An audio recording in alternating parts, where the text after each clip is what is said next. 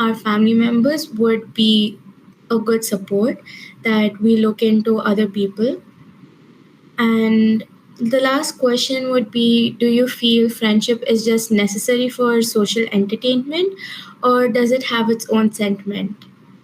Like, do you use your close friends, or do you make friendships just for you to use them for your boredom, or do you take friendship as a whole sentiment, like a family type level sentiment?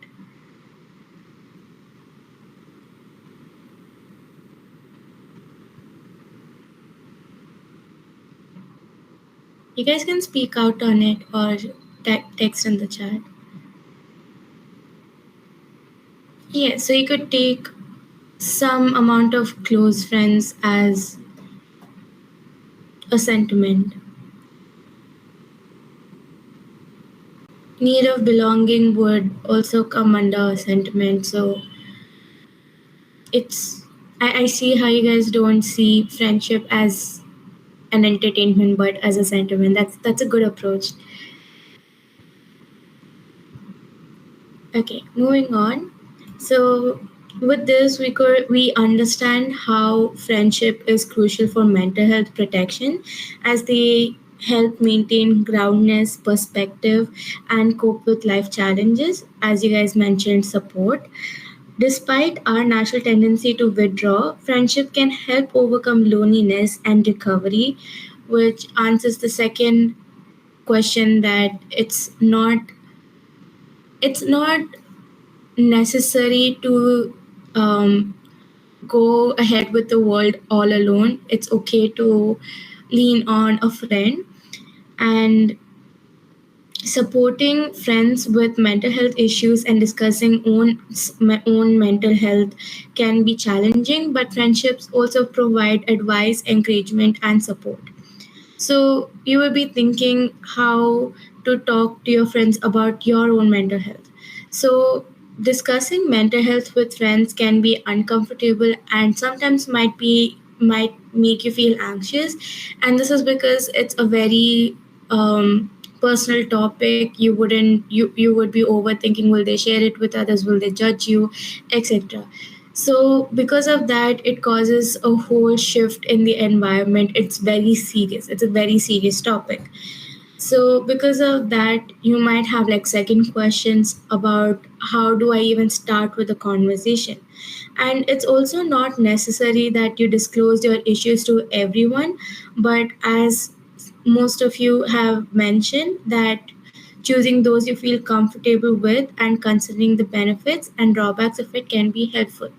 So when it's about thinking about your mental health, or like you need a help in general, it's not necessary that whoever you interact with on daily basis, all of them are the ones you could go with. Maybe if someone that you contact 24 hours 7, they are not available and it's very emergency, then yes, you can contact whoever you interact with everyday basis. But when it's about a very personal conversation that you want to share, it's best to choose a close friend that you feel comfortable with and who you can trust. And second is, how do you even start off by telling a friend that I need support? So, first is to select, you can do it either outdoors or indoors or via text if they're not available. So, outdoors would be like you can choose a peaceful location, or you could choose where you could be alone with them.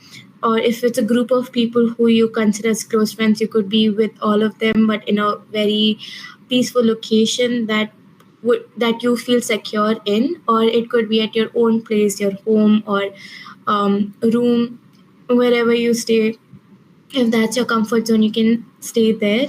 And you can slowly start off by saying, I have something to share. Like, I don't just like suddenly bombard with what you want, but slowly, gradually elongate the topic on how you want to reach out to them by saying that, um, I thought it was best to like reach out to you guys. You guys are comfort place, and I really want to share this with you. And if it's too much, you need to also make sure that you reassure that you're not depending on them, because sometimes the friends might feel that they have no choice to get out of it.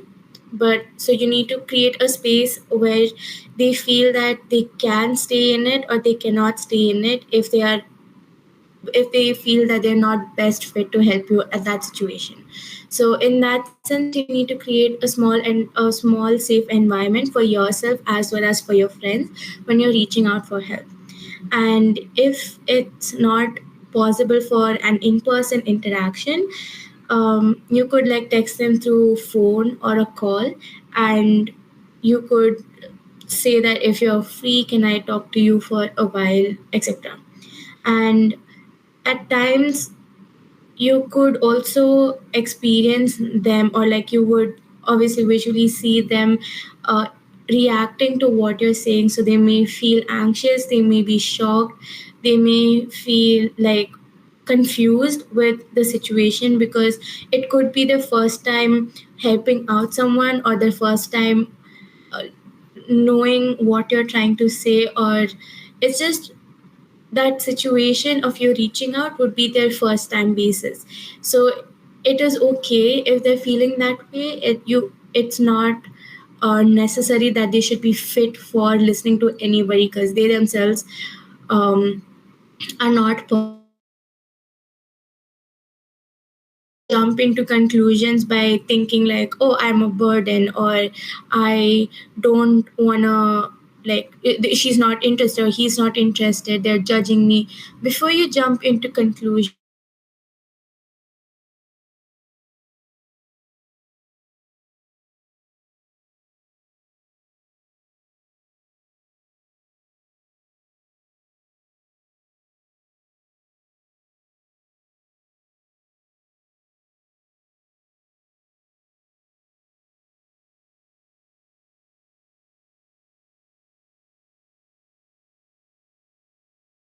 this person interested in me? Or you just want to exist around them, feel free to ask them how they are, like as a conversation starter.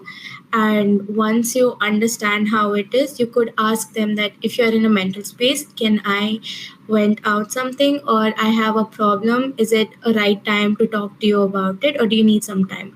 So this would give a very positive environment for you to not feel the whole stress about they're judging me and I am a burden to them, as well as for your friend also to have an option to give their best to listen to you, as well as to take a step back if they need some time and then come back to you.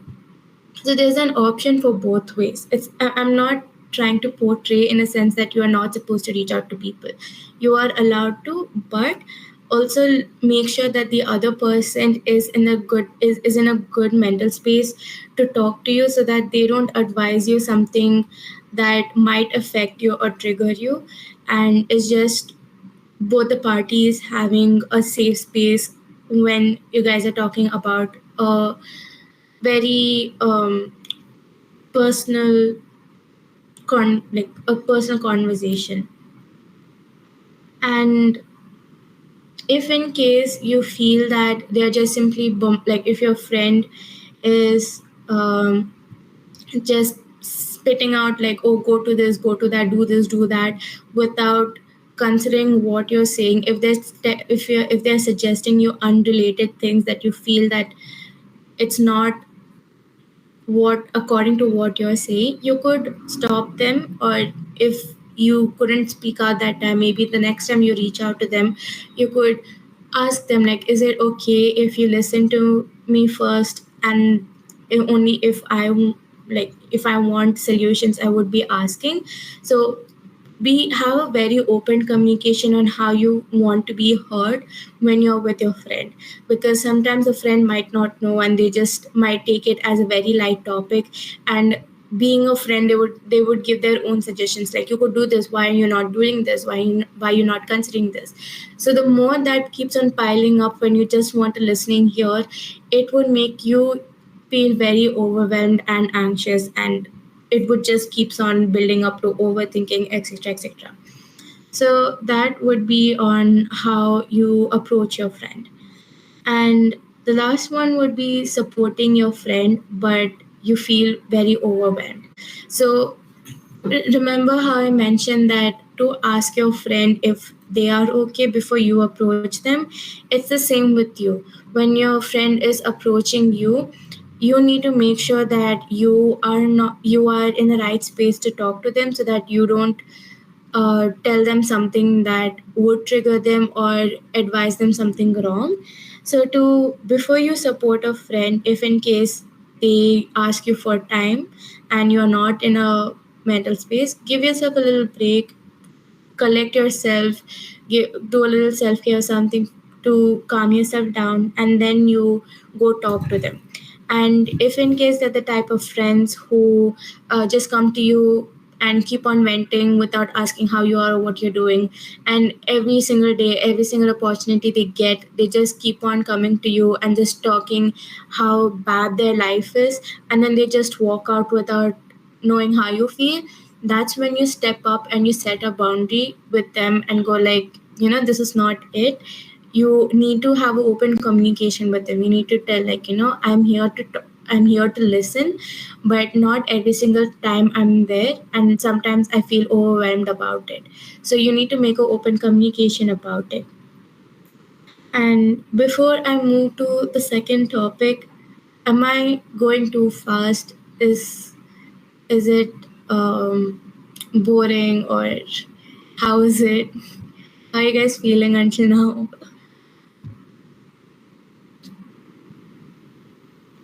Okay. Your topic is fine, and your pitch is also very fine. I'm enjoying your class. Oh, thank you so much. Okay, I'm glad that it's going smooth. Okay, so do you guys have anything to ask or any queries or something to share about um, the topics I've talked until now?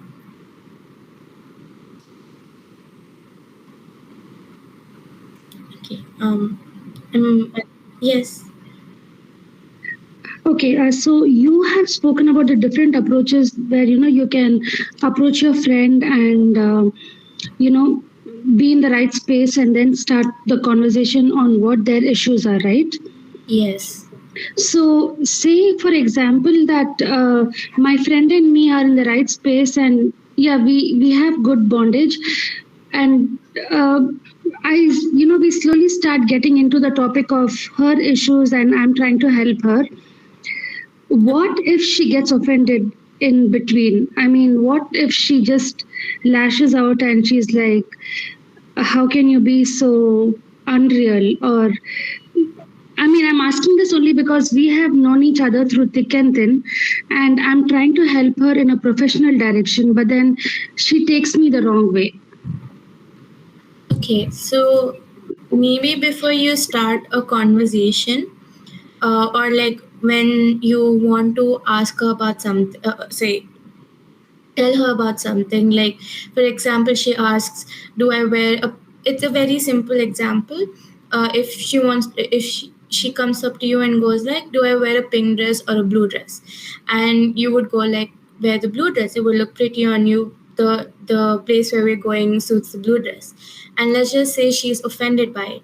So at that, like before, this is a very simple example, but usually when you are conversing with your friend, be it really close or someone really new, always let them know that your intention is never to offend them.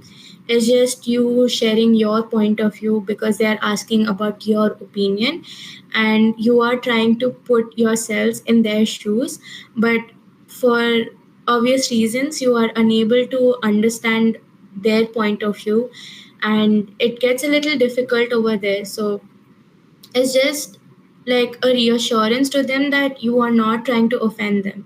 It's just what you're trying to convey to them because they asked you an opinion of. And if you, in case your friend is simply like talking about, let's just say something they're really interested of, and something happened with that interest, like with the hobby that she's in, and she comes up to you and goes like, oh, this happened today, it made me feel really bad, this and that. So as a friend, obviously you would go like, oh, maybe give yourself time, go do this, do like have a distraction. So that's how you usually respond, right?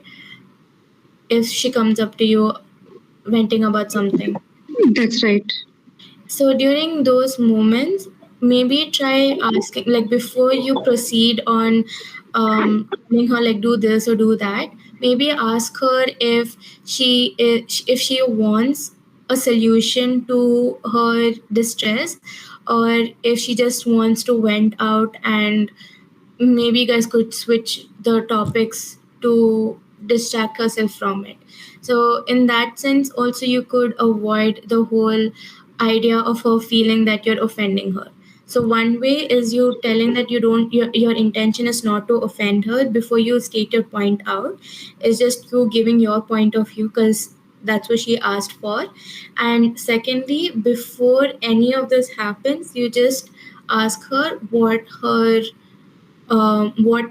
she expects from you. Noted. Thank you. Welcome. Yeah, anything else? Anyone wants to ask something? Okay. So moving on is with breaking the cycle of toxic friendships. Toxic relationships, obviously friendships. So when it comes to toxic relationship, all we know is my girlfriend is toxic, my boyfriend is toxic, this and that. But when it comes to friendship, people just say they're toxic but never act upon it. And let me just say that as important as it is to remove yourself from a toxic relationship, be it anything, a romantic one or a friendship one, it is very necessary for you to get out of that circle, because it's not good for you and your mental health. And they may not realize it, but you should know your worth in that area. um did you raise by mistake or okay? So yes, moving on. Um, as I mentioned, toxic friendships can lead to feelings of drainness, disrespect, and belittlement. And when you're trying to maintain a healthy friendship environment, it is also necessary to see if like a healthy friendship environment gives you a healthy psychological environment, but a toxic one doesn't. So, good friendships are formed for deep joy and satisfaction, while toxic friendships can cause a lot of conflict, confusion, and emotional distress. And minimizing their impact is often the best way to maintain a healthy friendship. And I'm not saying that if you and your good friend is fighting uh, for like a simple argument, or if that turns into a fight, I won't call that as a toxic relationship. But if that fight is in a way that she or he is blaming you, not taking into account of their mistakes, going to others and talking about it, exposing your private conversations, etc., and just joking about the serious situation, all this would be considered as a toxic relationship.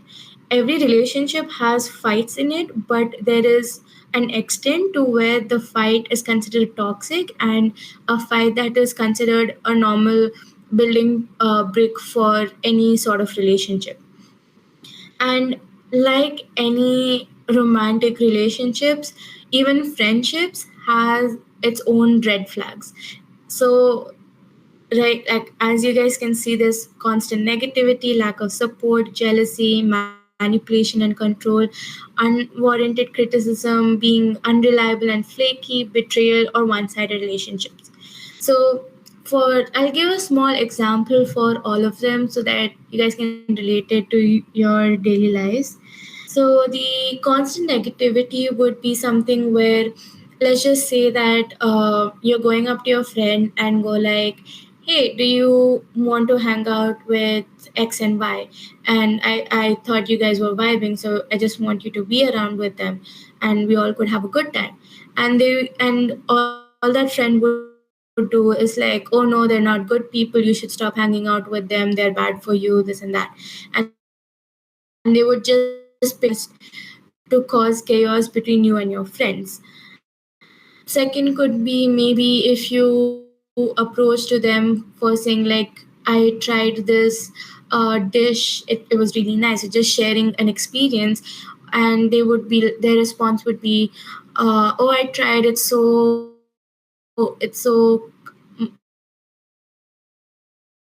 it has so much fats in it, don't eat like this kind of food. Contradict whatever you say constantly. Like you say, I am happy, they would go like, you're not supposed to be happy. Ew, what is that? So that's just a very negative environment, and it is it is maybe normal for them, but or if they're doing intentionally, then it's not good for you. That is one of the major points where you need to keep a boundary with them, or you just not talk to them at all and cut your friendship with them. Whenever it comes to friendship, there are maybe two chances to see if you are feeling in a certain way and you communicate with them. One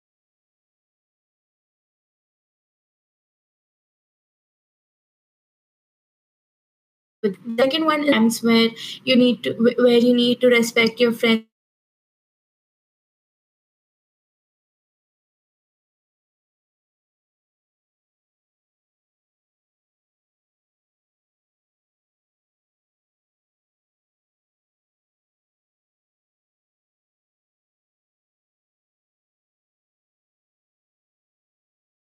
boundaries and say,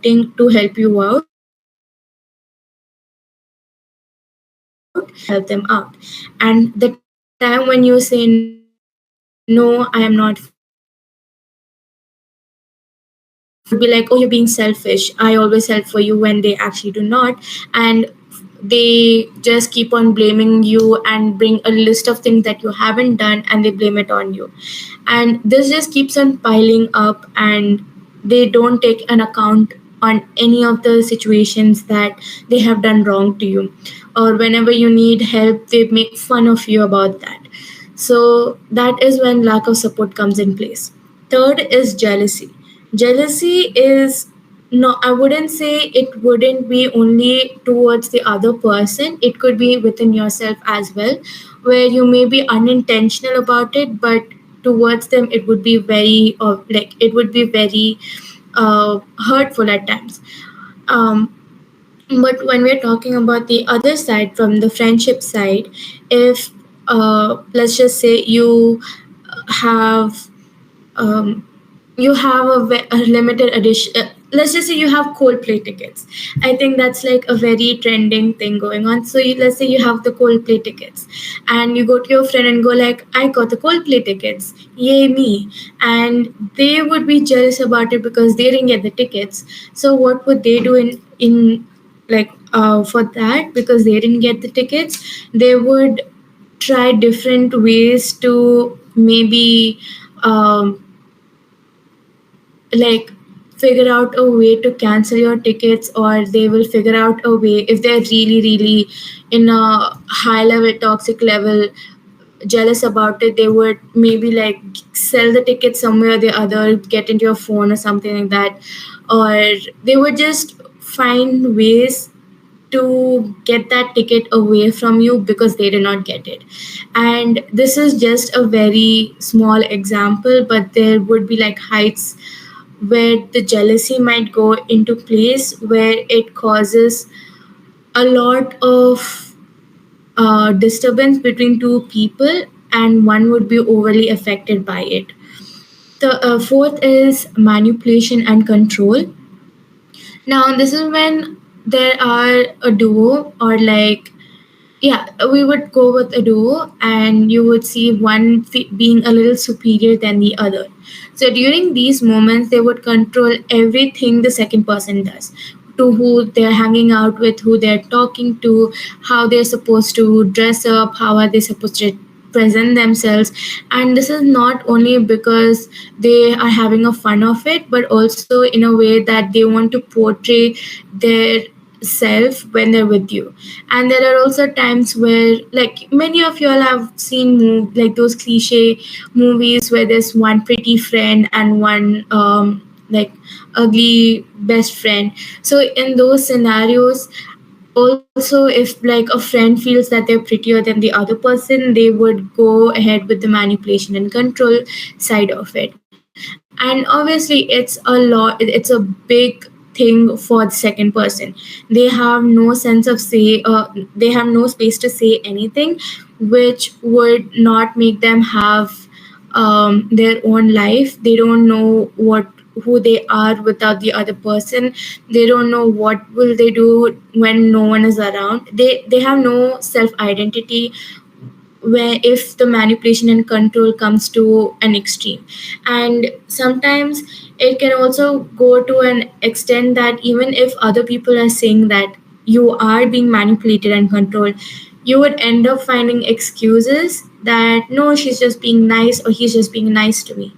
So this is when, let's just go ahead in a way by saying that if someone approaches to you, and not only one person or like two people, when a good amount of people come up to you and go like, you know, we feel that this is what's happening between you and your friend, that's when, instead of finding an excuse to defend that statement, you try to just like step back and see in a third point of view of your and your friends relationship. Because it's very less that people do it in that way, which would make them stay even longer in that toxic environment. Now, the fifth is unwarranted criticism. Now, when let's say I'm wearing a cute dress and I really like it, it's beautiful, it's amazing for the uh, weather. I feel really confident. I feel like a doll. But then I go up to friend and I'm just like sitting there waiting for them, like, you know, let's go. And they're also wearing blue, let's say. And they kind of, sometimes the situation might be like they feel inferior, that you are really confident about yourself, but they don't like that fact about you. So they will find different sort of phrases or words just to make you feel not confident about yourself. They would make you feel insecure about yourself and overthink like so much that you just have a really bad time when you're hanging out. You guys realize how the difference is from you feeling like a tall top of the world main character moment to, or how, why do I look like a whale? So that's how unwarranted criticism can go to an extent. Now, the sixth one is unreliable and flaky. So over here it is where they're just being very dry. When you go to them, they be very dry. They don't really care. They just don't take you serious. They're like, yeah, whatever, she's just simply being here or something like that. So that time it's a big no. And second last is betrayal, is when you go to your friend and say like, this is a top secret thing, you're not supposed to tell it to anybody, it should be between us two, I trust you on this. And the next moment you see is the entire, let's say, class knows about what your secret is. And they just laugh about it. They wouldn't even say sorry on it. And lastly is one-sided relationship, where you put in a lot of effort and they don't show any effort, but it's just words towards their side, by saying they're putting effort but they're not. And they are not even apologizing that they're not putting in effort. And it's making you feel bad. They don't apologize, they don't take account of it, they don't put any work into the friendship. And that's just the end, like breaking point of you knowing that the relationship that you and your friend or friends hold is not a good circle, and it's time that you leave that circle. So like, is is it good until now? Like, do I move to the next topic? Okay. We heard a lot of red flags and a hint of good relationships between friends. So let's just break it down into what a healthy friendship, relationship, or friendship looks like, and how a toxic one looks like. So a healthy one has a mutual respect and equality between the two. You both are open and honest communication. Like if you have an issue, you would share it. If they have an issue, they would share it.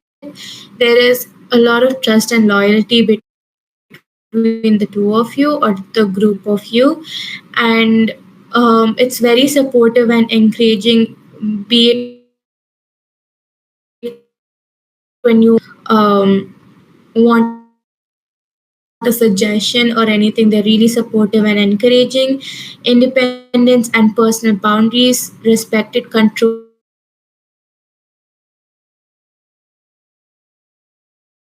boundaries, like they respect your boundaries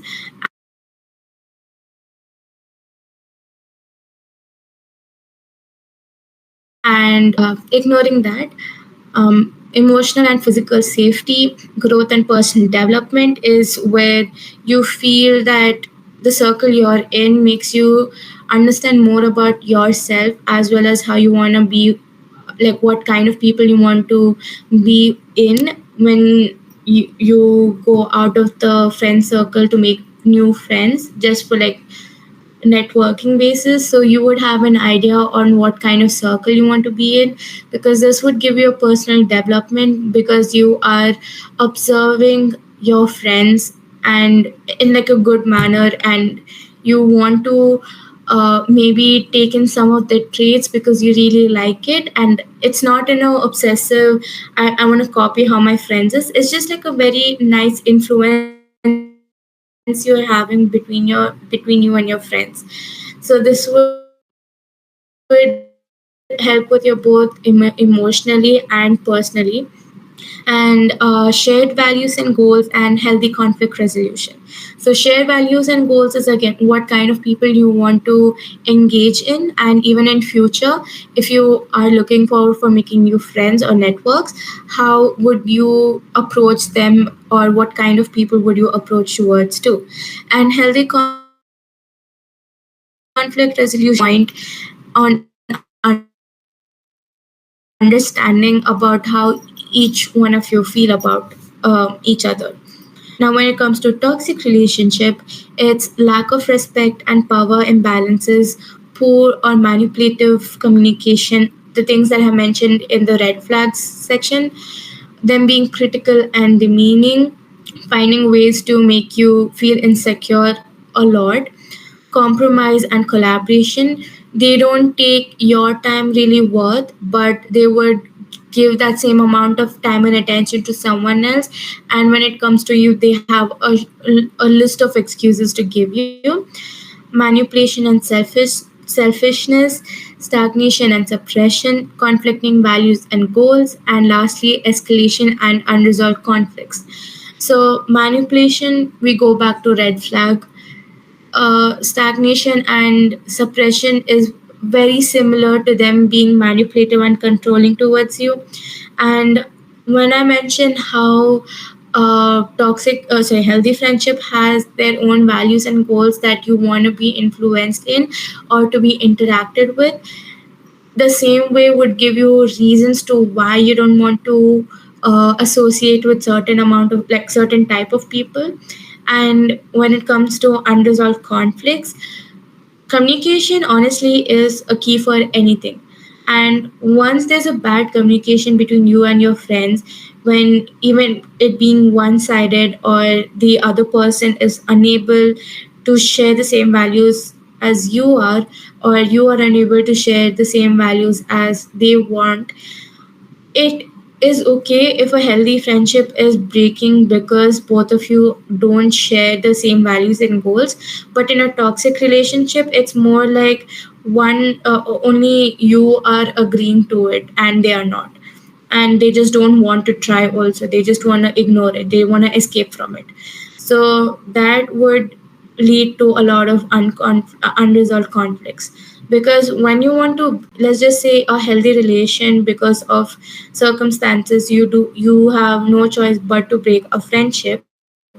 That is when you communicate to what happened and to why it's leading to that, and form a closure rather than just ignoring the situation and escaping from it. Never escape or ignore a a problem, because it's just like it's never unnecessary. You always require a closure for it. So is it good till here? Do you guys have anything to say or ask until here?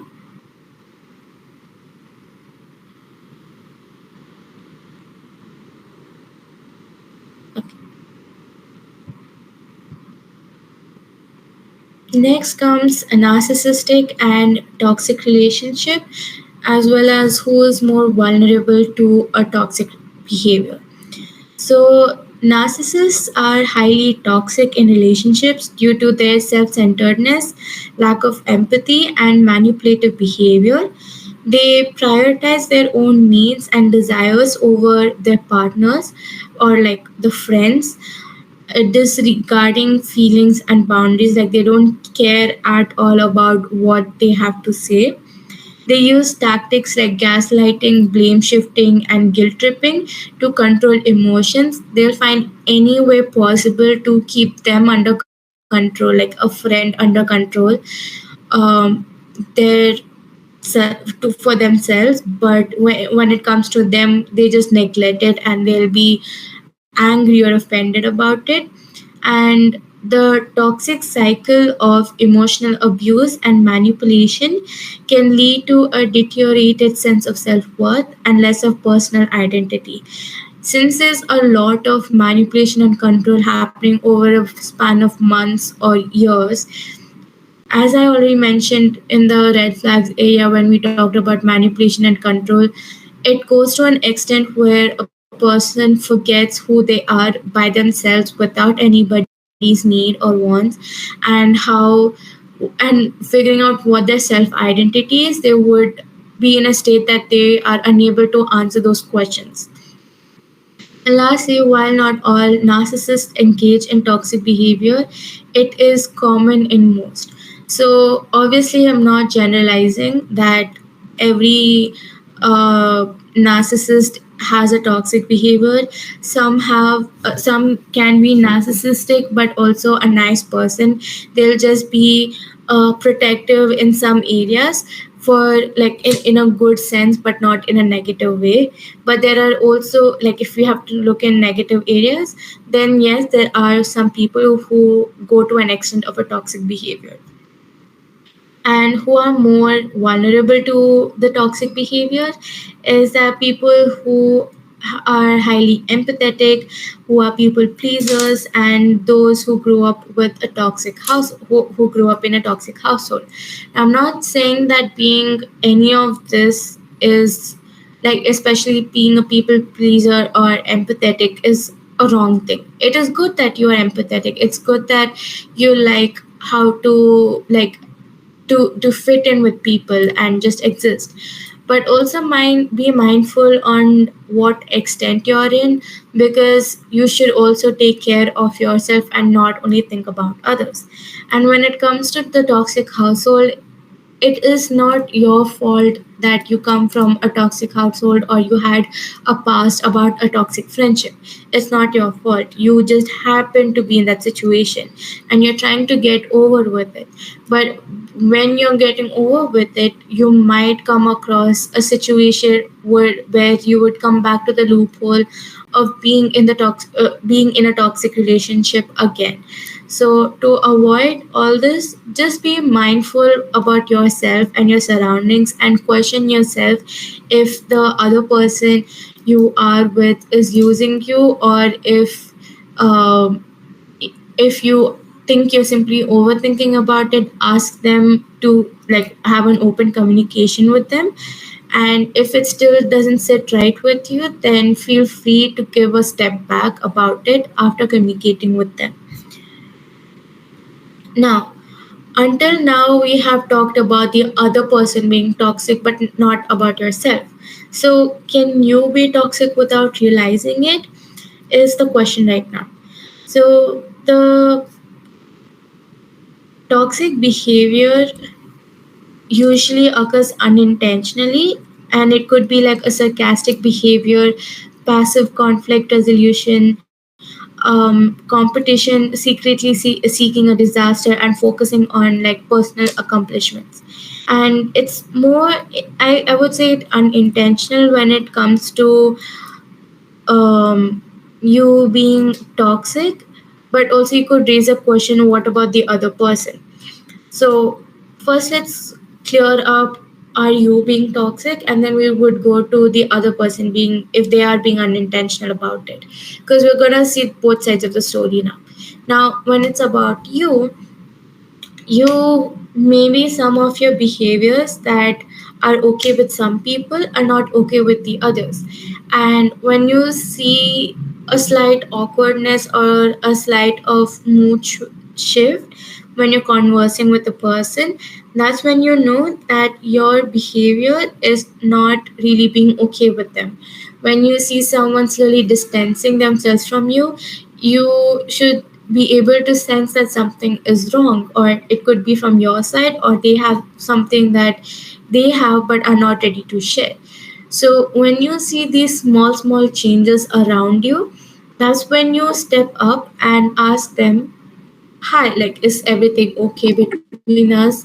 Is there something that I'm doing is offending you? Are we good? Did someone say something about me? Because there could be situations where people might have spread rumors and you are not aware of. So that could be a thing. Now when it comes to the other person's side of them, if you may think that are they being unintentionally toxic, I would come back to the same point that I almost said throughout this workshop, is always have a proper open conversation with them without judging them. And if you still feel that their apology seems fake, then you have the every right to step back from the friendship and go like, I'm sorry, I can't work this out anymore right now. Because even you need to feel respected in any friendship. And this is when you feel that even if they're saying I'm being unintentional about it, you converse with them, and if they still continue doing that, that is when you decide, you take the end decision, not in the beginning while they're speaking. Then it's also crucial to reflect on your own actions. As I mentioned, if you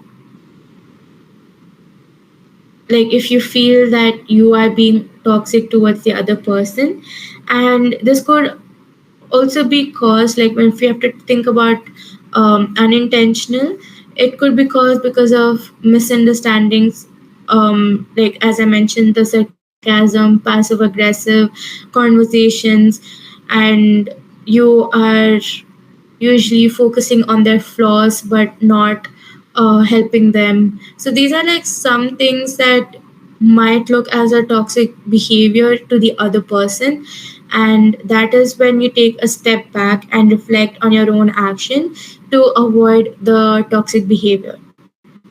Now, how can you move on and break the cycle of toxic relationships?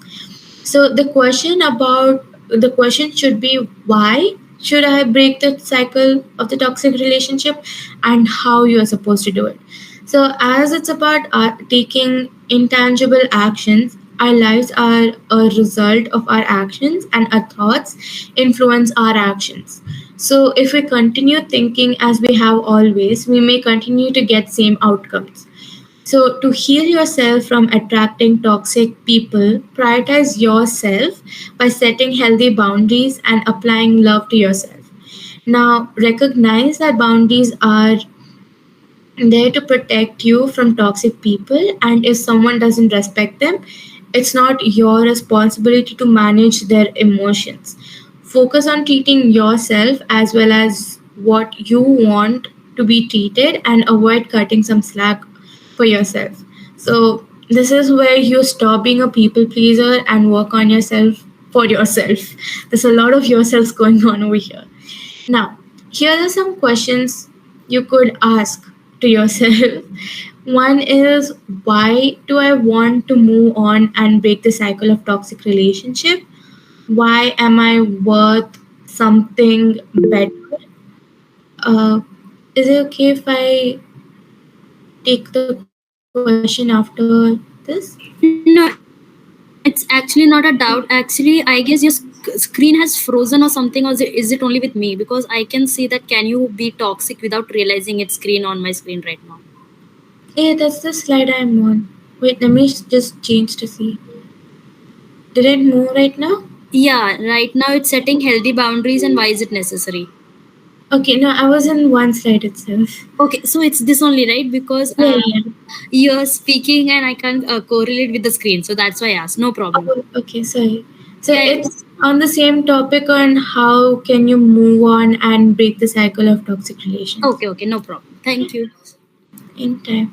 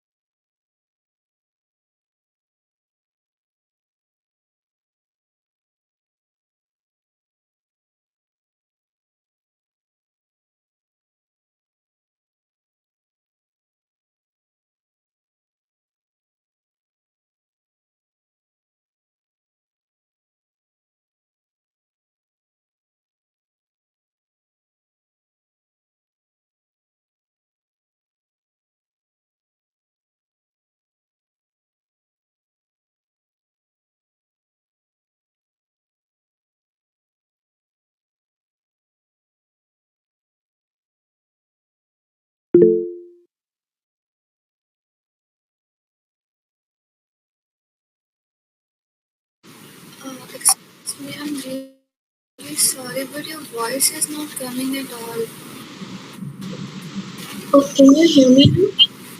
Yeah, now it's audible. Was it the same for everyone? Sorry? Uh, Sorry? Yes, yes. Oh, okay. I was just asking, where do you guys hear me? Actually, your voice is breaking a lot for me. Hello? Yeah, now it's clear. Till where do you guys hear me? Maybe I could like continue from there. The questions when you were saying that the questions that we can ask ourselves, that why Okay. the three whys were there, that till then. Okay. Thank you so much. Okay. I'm so sorry about that. So, It's a, okay. So, I would repeat the question. What are the three most important qualities that I'm looking for in a friendship? And lastly, is what are the things I could do with my friends that would make us both feel um, happy in the relationship that the two of you all have, the group has. And these are some journaling prompts that you guys can use whenever, and it's just like a good beginning of a new era for you. Now, moving on with setting healthy boundaries and why is it necessary? Yes. Actually, I had a doubt that Mm. why focusing on personal accomplishment is a negative trait. Like it can be a toxic trait for someone because So, growth. are you saying that if you are focusing on yourself and the other person is not okay with that in that sense? I'm sorry. Are you asking in a way that you are focusing on yourself and the other person is not okay with it? No, can you please go back to that slide?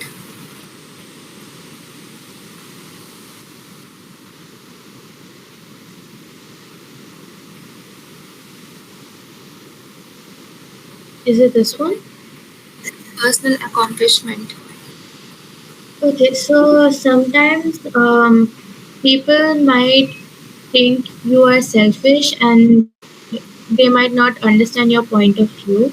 And it is over here, the personal accomplishment is you are being unintentionally toxic about it, but they are not trying to get your point of view that you really want to work for yourself, and they would take it as a negative outcome and go like you're being selfish. That is when you go up to them and go like, no, this is not the case. You still think dearly about them. It's just that you want yourself to be in a better place, kind of way. So it's just a small misunderstanding that happens between friends, and they consider it as a toxic behavior, kind of way. Okay, thank you. Mhm. Okay, now setting about healthy boundaries. First is to why we create a boundary is to avoid for avoidance. Coping can lead to stress, anxiety, and distress. When you avoid,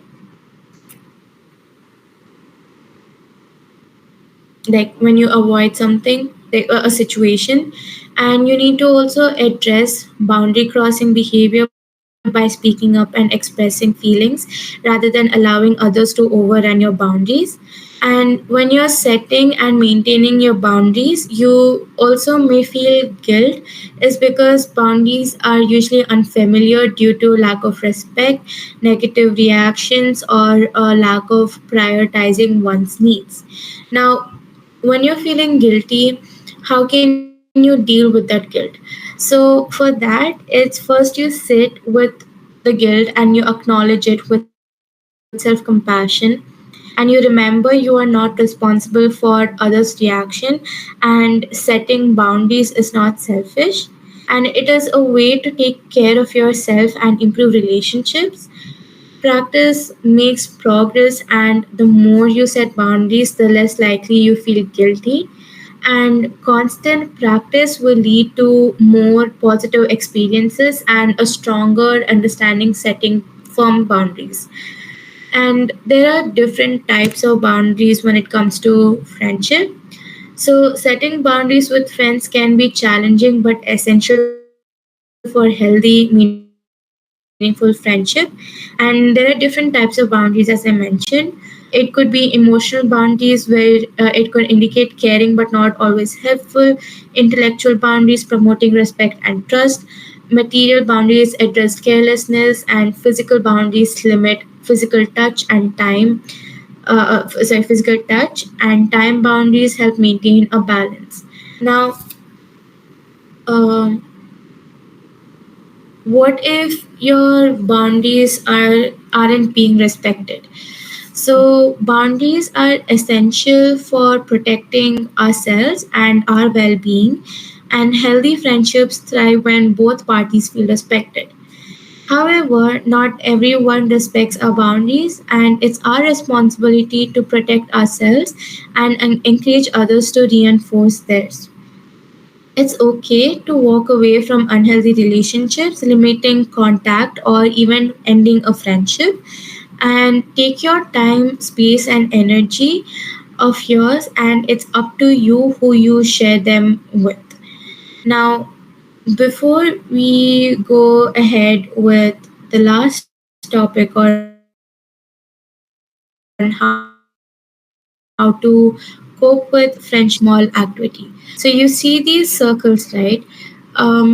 Take a sheet of paper and write all these topics like stranger, acquaintances, friends, family, and me. Just like like in when you guys are done writing that on a piece of paper, give like a thumbs up, so or like raise your hand so I know when to talk about the activity. Did I make sense?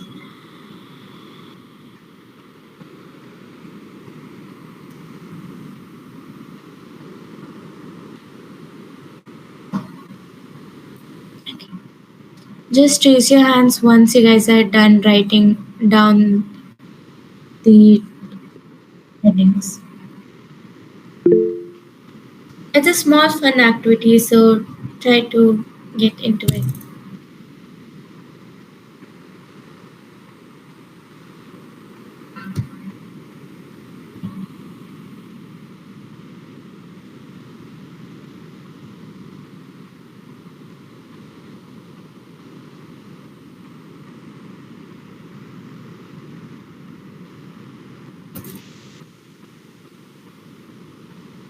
What about the rest? Are you guys done writing? Or you guys want me to wait?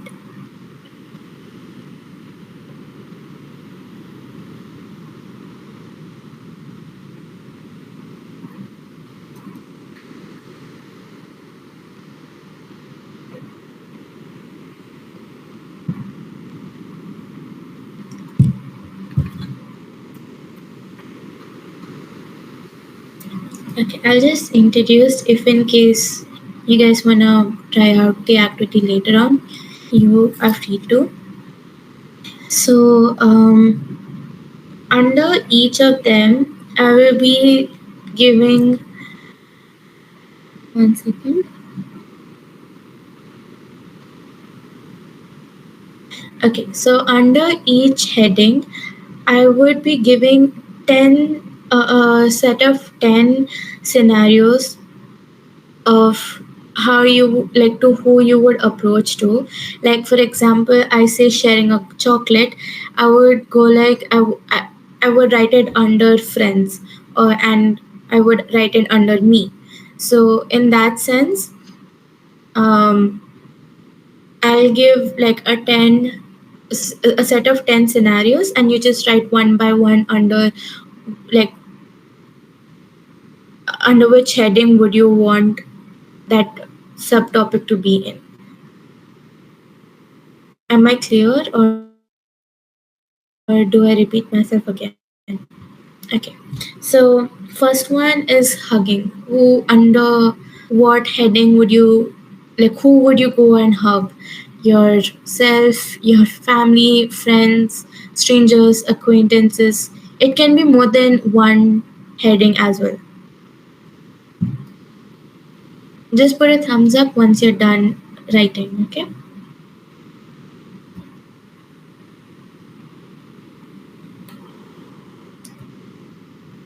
uh, Telling a worry that you have something going on and you need help. So who would you go? Who would you go to then?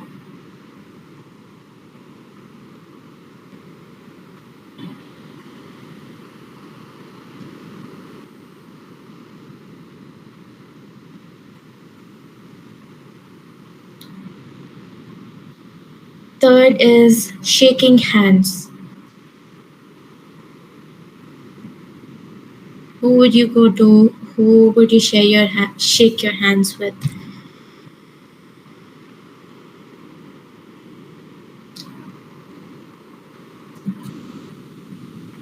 Fourth is sharing a secret.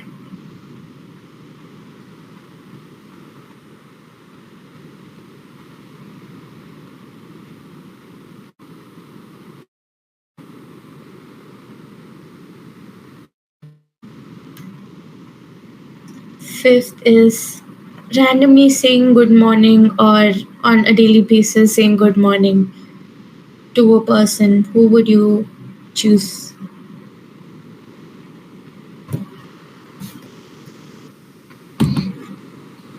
You could include yourself as well. You could wake up and say good morning to yourself. Sometimes I do that. Sixth is holding hands.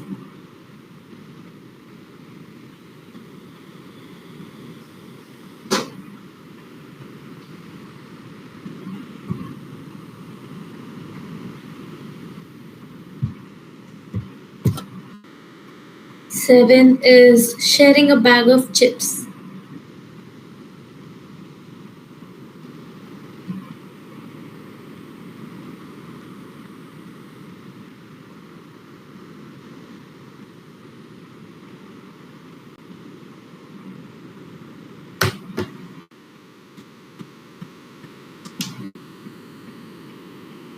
Eighth is wishing them a happy birthday.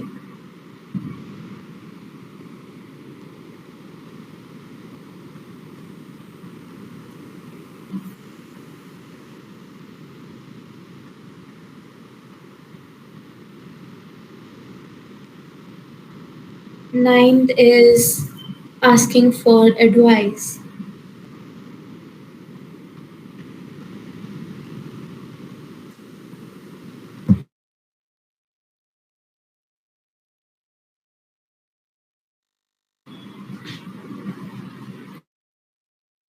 And last one is if you had to let someone borrow a bracelet, who would you give it to?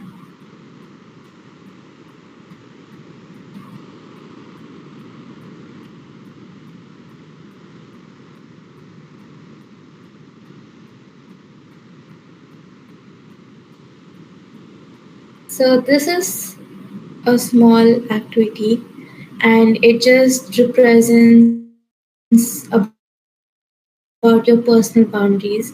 You could obviously, as since you wrote it down, you could see who you're more comfortable with and who you need some time with to be comfortable with.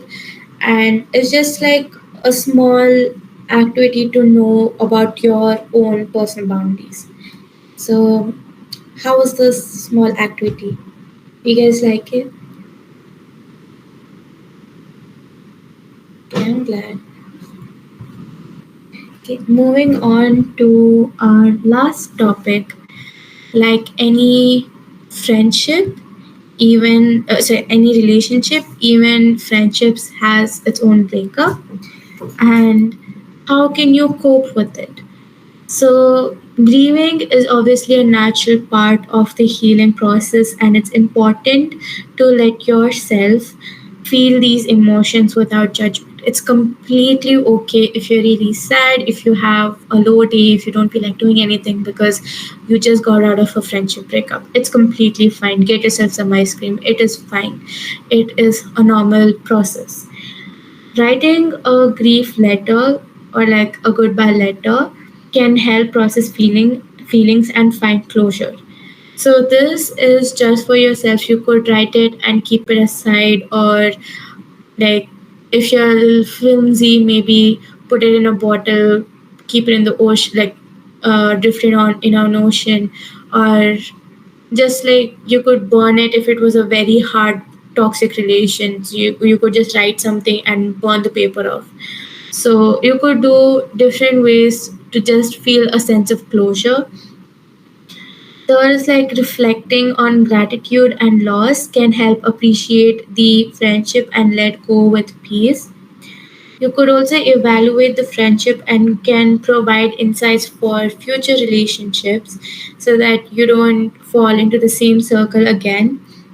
And clarifying your core values can help build stronger and more fulfilling relationships.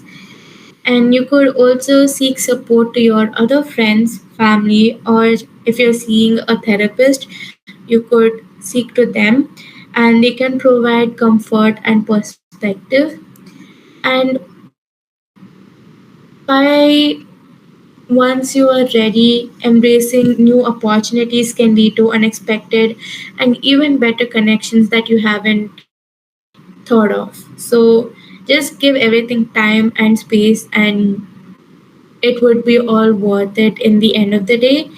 Is what a friendship breakup can give you after it. So, with for ending this entire workshop, one last activity. Again, need a pen and paper. So these are some prompts. It's not necessary to write the question, but if you want to use it habit of journaling, you could write on the question that you want to take a screenshot. But if you simply want to do it right now, you are free to do that as well. So just I'll read out the question one by one and maybe like give yourselves some time and think of your friend or friends. Second is in your friendship, what do you want more of? Third is in your friendship, what do you want less of?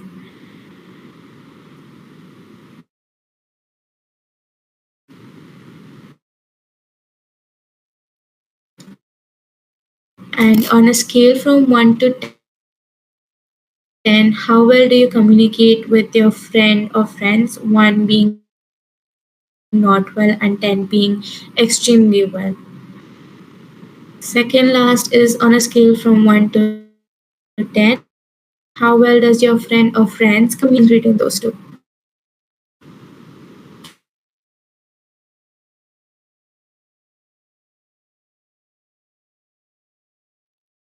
And lastly is so do you guys want to do it right now or maybe later on when you want to reflect after the whole workshop?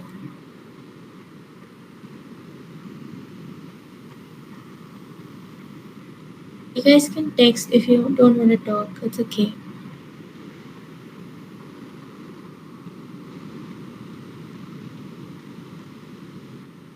Okay.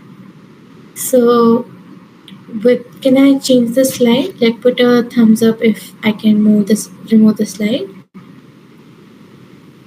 Okay.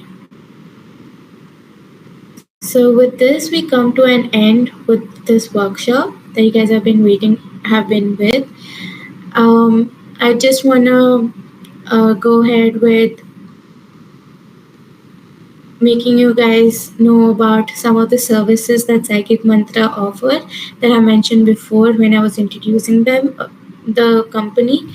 And they do take therapy sessions, and these are some of the offers. Sorry, these are some of the offers that they offer: individual sessions, marriage and family therapy, counseling and relationship counseling, mindfulness training, and many more.